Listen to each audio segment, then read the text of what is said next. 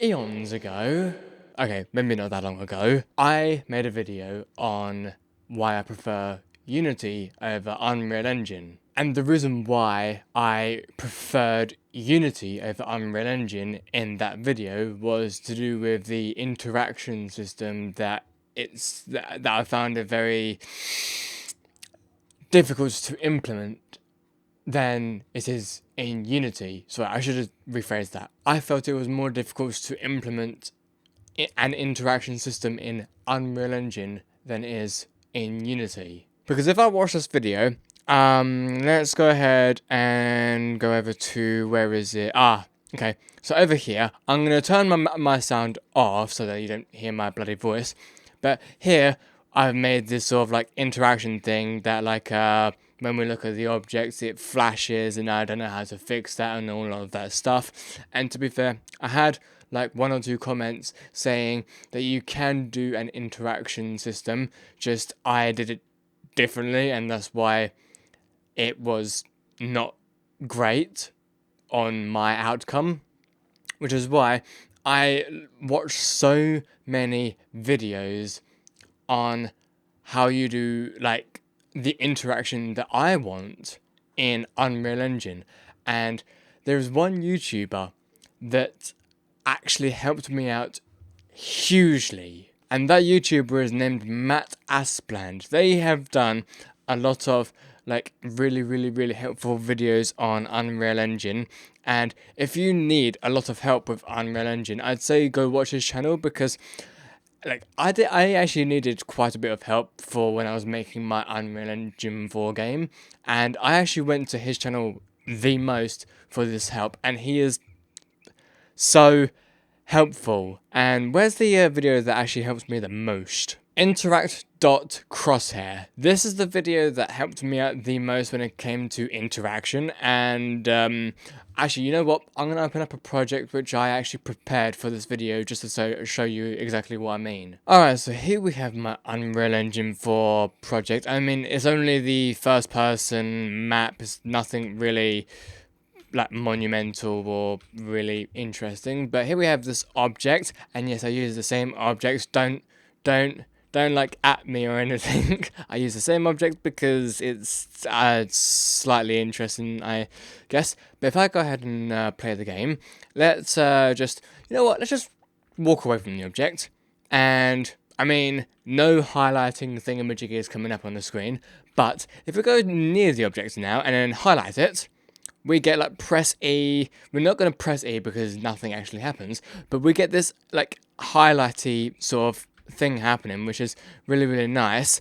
And if we sort of like mouse off of the object, it goes away, and then mouse back on, mouse off, mouse back on, mouse off, mouse, you know, all that good stuff. And also, if we walk backwards, it also goes away. So this is a really nice interaction system. Well, it's not really interaction, it's more like highlighting system. I don't know why I use interaction as the word, but now let's go ahead and go into the code. So let's go into our first person character, and let's look at what the code is doing.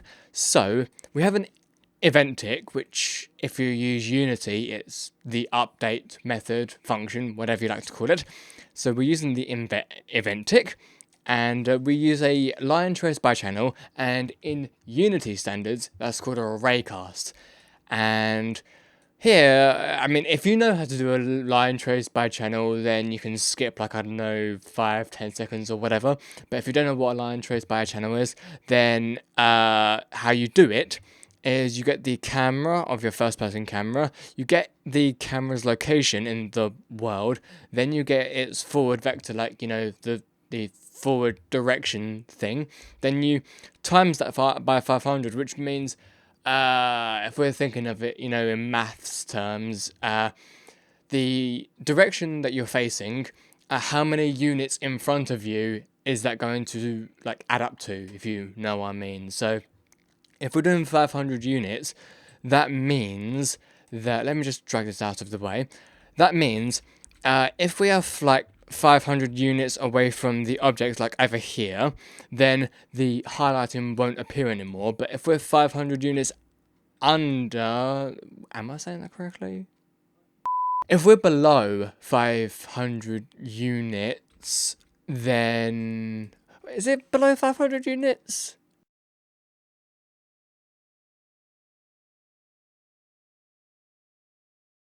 But anyway, we've got the line trace. So we've got the break hit result, and this is kind of like the physics.raycast thing, where like you do physics.raycast and then you do the out hit. That's what the break hit result is. It's like the out hit sort of thing. And if it hits an actor, we have to check, does the actor have an interface? And what the interface is, let me just come out of this, is, where is it? First person, there it is. Okay, so highlight interface. So what this interface is, I mean, you guys, if you're not familiar with Unreal Engine, then you may not know what an interface is, but what an interface is it's like a message. So you do a little bit of code and then you send this interface a message.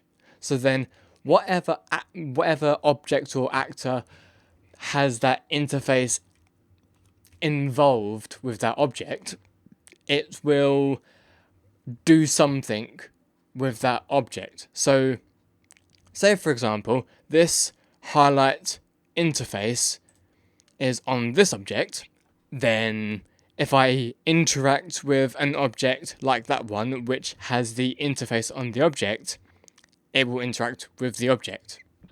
Again, I don't know why I'm explaining all of this stuff, but it's taking a lot of time. Anyway, so let's just go back to this. So this part is very confusing, and I will say that at least it's very confusing. So what's happening here is we've done the line trace. So the branch here is to say, have we actually hit something? Like, have we hit something? And if we have hit something, then make another if statement to say that does that object implement an interface? And if it does, then is our highlight widget already in the viewport? And if the highlight widget is already in the viewport, then remove the widget from the viewport. But if the widget is not already in the viewport, then add it to the viewport. Now, because I was following Matt Asplan's video, you can also do this thing, which is is valid. That's it. Is valid. So what this is it's checking to see if your widget or whatever object you're referencing is valid, and you can do it that way, but the reason why I didn't do it that way is because when I packaged up the game to, get ready to upload the game to like GameJolt or itch.io or whatever website, yeah? When I packaged the game and tested it for myself, the highlighting widget did not show up. This never showed up. The only widgets that did show up are like, if you go into like a box trigger and you make another widget appear, like, I don't know, once or with like a delay, but this widget that appears with an event tick will not appear if you use an is valid node or whatever. So if you want to make sure that your game can be uploaded, do not use the is valid node thing. I think I've actually commented that on his video. If I haven't, then I will make sure to comment it. But if I have, hopefully he's seen it, because it is a massive help. Now with Unity, and I know what you guys might think, I've got this sort of texture which kind of looks like the Backrooms texture. Do not question it. But here with Unity, I've made it so that if you press, like, say, E, then you will make this object like follow you. So at the moment it's just static and not moving, but if I press E on it, it will move. It will move and it will like follow me. So if I, you know what, let's just go all the way backwards. If I press E now, so nothing happens. So go closer, press E, nothing happens. Press E, and he's now looking at me because I've got like I think I've got 5 units in front of me.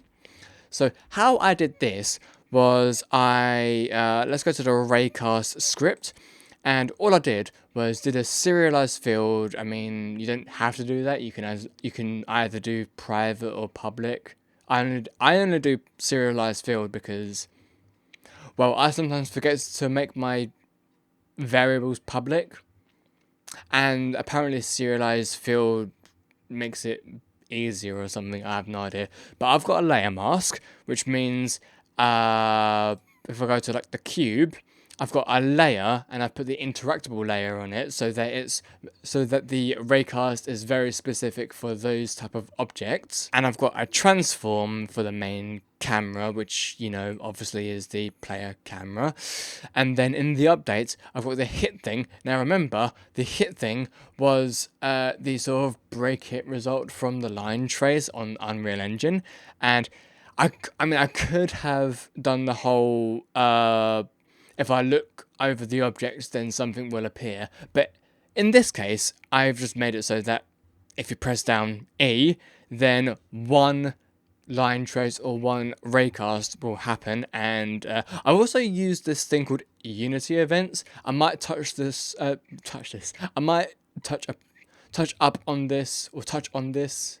I don't even know what the right wording is. I might touch on this in like a future video, where Unity events are definitely much easier to work with than normal events. I mean, you can do normal events, but it requires much more coding involved, and it's like it's baggage where you don't need baggage, if you know what I mean. But yeah, this is Unity events. So what's happening here is we'll make sure that you're using Unity engine.events, otherwise you can't get the Unity event.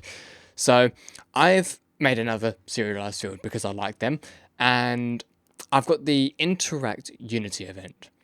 So with this, I can make a public void. Now the reason why I made a public void is so that it's easily accessible to other scripts, and inside of this public void I've got interact.invoke. Now you may be thinking like, well, what the heck is this doing? Like, it's just got one tiny bit of code here. It's not doing much, is it? But this is why I like Unity events more so than just, you know, normal events inside of the scripts. And if we go to the cube, we have the interactable script on here, and this is interact. And at the moment, I've made it so that if we press E on it, then we get the cube's transform, which is obviously the cube over here, and I make the cube look at the player. I could have made it look at the player all of the time. I could have. But I'm not going to do that. I'm not going to do that, but you can do that. But yeah, I should really...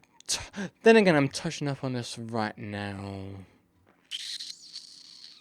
Yeah, it's fine. But basically what I'm trying to say is, because I made that video of me saying I prefer Unity over Unreal Engine because of the interaction system, I've definitely got a better perspective on Unreal Engine now that I've actually used it properly. And I can definitely say for certain that even though I've used Unreal Engine, I still prefer Unity.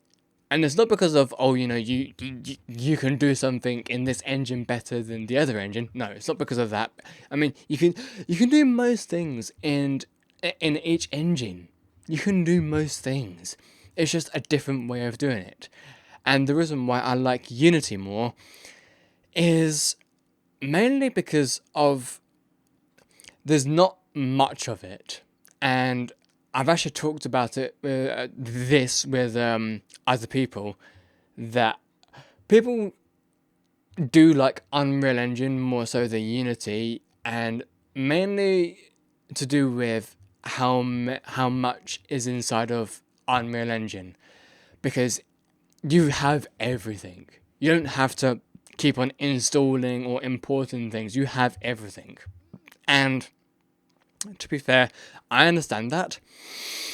I just personally don't like having everything. I like to have, I'd say, maybe the bare bones or the foundation of something, and to have the option to import whatever I like to make the project better.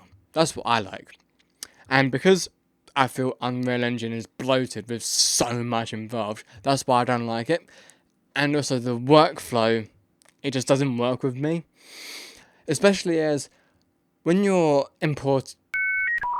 exporting a game from Unity, you have you have almost no problem.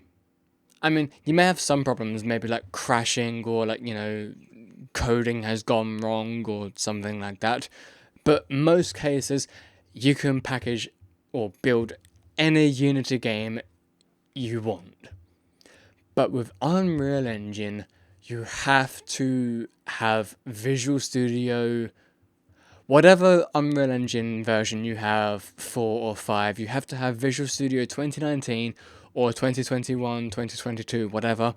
You have to have one of those installed in order to package your project. And it's probably because it's, C++, even though I don't even use C++, I use Blueprint, I still had to package it with Visual Studio, and it was a nightmare. It was an absolute nightmare. And because I've never had that with Unity, that is why most games I will make with Unity.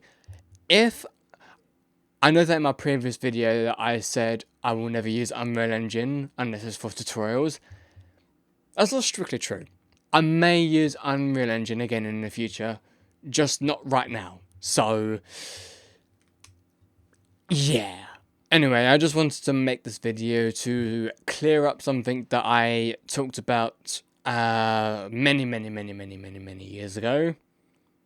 Even though it wasn't actually many years ago. But I hope this actually helped you out a lot. I will try to do like tutorials in the future. I might even, I have mentions to people in my comments that I will like be remaking Baldi's basics in Unity.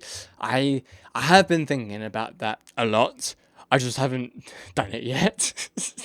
And sometimes if you don't upload to a channel in so long, people might think, oh, you've been like cooking up something so grand, so big that you're about to upload it and it's gonna be so epic. No, I've just been, dealing with other stuff, and just my focus has been just elsewhere. I haven't even been making games recently. I've just been so focused on my main channel, and maybe I'm too focused.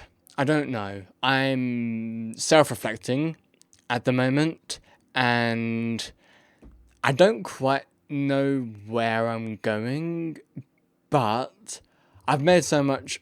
I've recorded so many videos for that channel. It's crazy. I hope this was helpful, and I hope you have gained some guidance or insight or any information from me, like at all. And I must admit, I honestly thought that my previous video would get not that many there would not get many views, but it got quite a bit. Okay, not like, thousands or tens of thousands or whatever, but it got more than I expected. I mean, whether or not they engaged or interacted with the video, that's another matter, but the fact that I got like more views than I expected, it surprises me. Surprised me. So, yeah, and I'm not going to be one of those game dev channels that, is like Danny.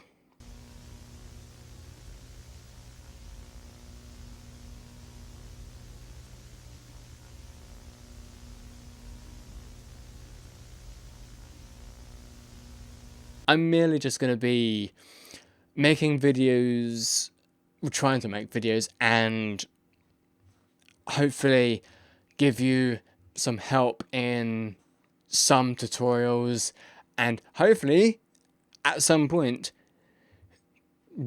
try and remake Baldi's Basics and hopefully not get booted off the platform by Mistman 12. I mean, I don't think I will, because I don't even think I can even remake Baldi's Basics. I mean, I know sort of how to make some of the characters, and most of the art is 2D, so it's kind of easy, but apart from that, I don't know if I can make the entire game, but I can at least try. But yeah, thanks for watching, everyone. I keep on rambling. What is wrong with me? Thanks for watching, everyone. And I'll see you guys next time. See ya.